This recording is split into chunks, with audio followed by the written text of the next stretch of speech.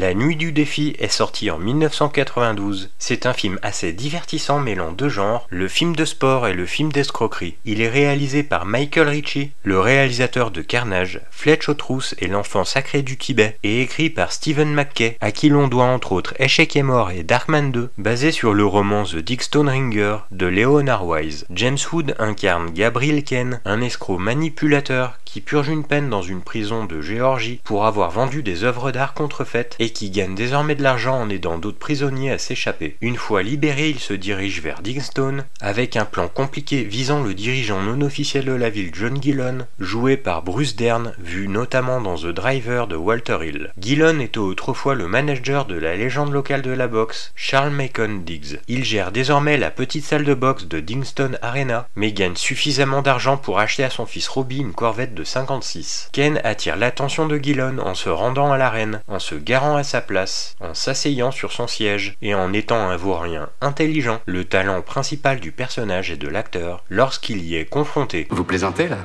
Il y a deux choses avec lesquelles on ne plaisante jamais ici à Dickstown, monsieur Ken.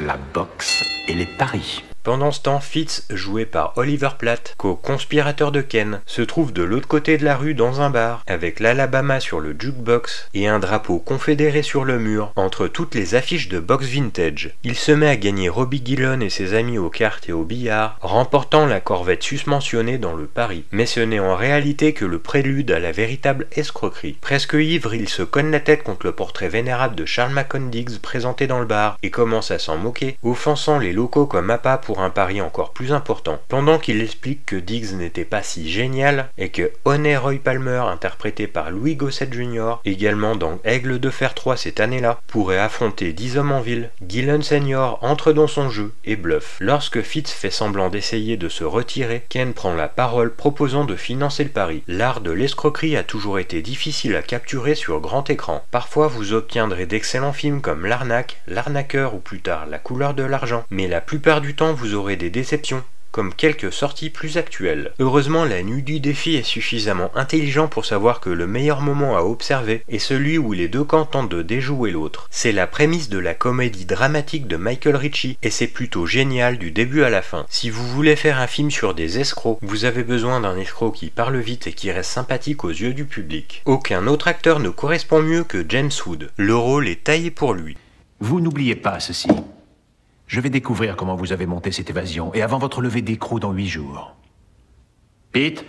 Bon, alors si je comprends bien, le Club Med, c'est cuit.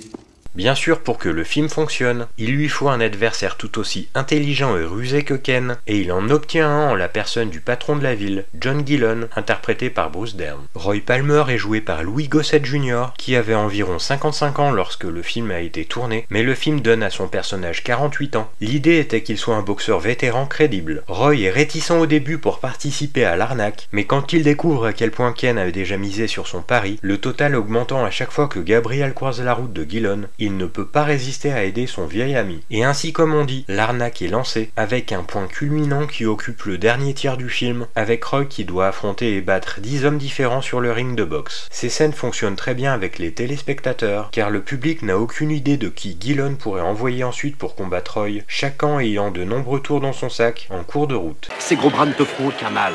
Tu réduis simplement la distance. Reste bien au contact. T'as qu'à le travailler au corps. Ouais, au contact.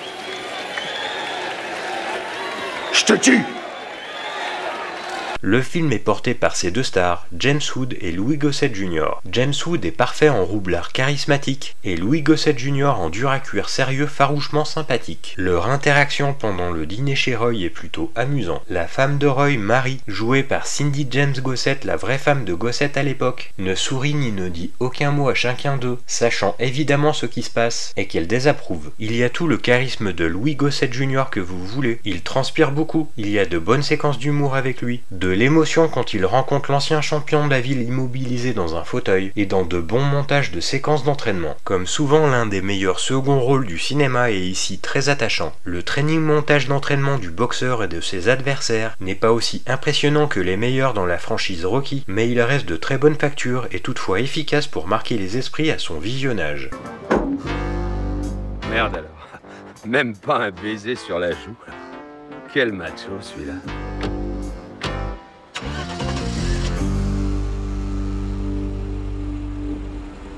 Bruce Dern est également très bon en jouant ce genre de personnage hyper arrogant, en donnant plus de personnalité à la suffisance de son personnage que la plupart des acteurs ne pourraient gérer. La meilleure illustration de ce personnage répugnant est la scène où il chasse les oiseaux assis dans une décapotable, vêtu d'un costume et d'une cravate. La Nuit du Défi n'est cependant pas un film parfait. Pour une raison quelconque, il choisit de placer un intérêt amoureux pour Gabrielle, alors que Heather Graham joue la sœur d'un ami que Ken avait en prison. Son personnage est totalement inutile dans le film, et la relation entre les deux personnages ne va vraiment nulle part. Elle semble ouverte à Ken au début du film, mais ils ne se connectent jamais. La comédienne est malheureusement sous-exploitée. Elle n'est ici qu'un bonbon pour les yeux et c'est bien dommage. Elle n'est là que pour apporter la petite touche féminine du film, et la caméra souligne chaque fois qu'elle se penche ses courbes à la manière de Daisy Dukes de Sheriff Fais-moi peur. La seconde moitié du film est dominée par la boxe et comporte de nombreux points forts. Par exemple, c'est très amusant de voir Roy frapper l'adversaire qui l'insulte de mots racistes, de plus joué par la future star Jim Caviezel. Et il y a une partie vraiment romanesque où Ken, inquiet pour la sécurité et la santé de Roy, jette l'éponge, mais Roy l'attrape et la jette avec colère. Certaines séquences de combat sont très efficaces et n'ont pas à rougir face à d'autres films du genre. La principale nouveauté par rapport aux nombreux films de boxe est qu'il s'agit en partie d'un vétéran de boxe qui doit affronter 10 jeunes combattants d'affilée, et en partie d'une bataille de tricherie et de sale tour entre Ken et Gillon. Même si les coups bas entre les deux escrocs apportent son lot de scènes plutôt drôles, comme la séquence du laxatif, les astuces de Gillon impliquent le meurtre de deux personnes innocentes, et cela apporte un peu de noirceur au film, et qui conforte les actions des protagonistes envers l'antagoniste. Dans l'ensemble, La Nuit du Défi est un véritable plaisir pour le public, et un film qui n'a vraiment jamais obtenu son dû. Ce qu'il n'a pas en valeur de production,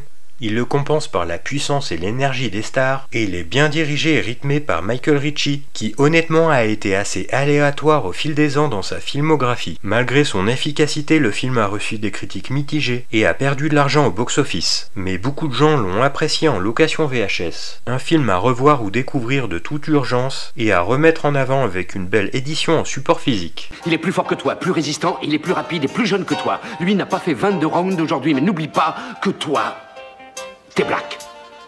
Pourquoi tu me sors une connerie pareille? Je sais pas, enfin, si, je dis ça pour essayer de t'inspirer, quoi. Enfin, c'est une histoire de Racine, si tu veux. C'est une question de motivation, tu vois. Bah, t'es pas doué pour la motivation.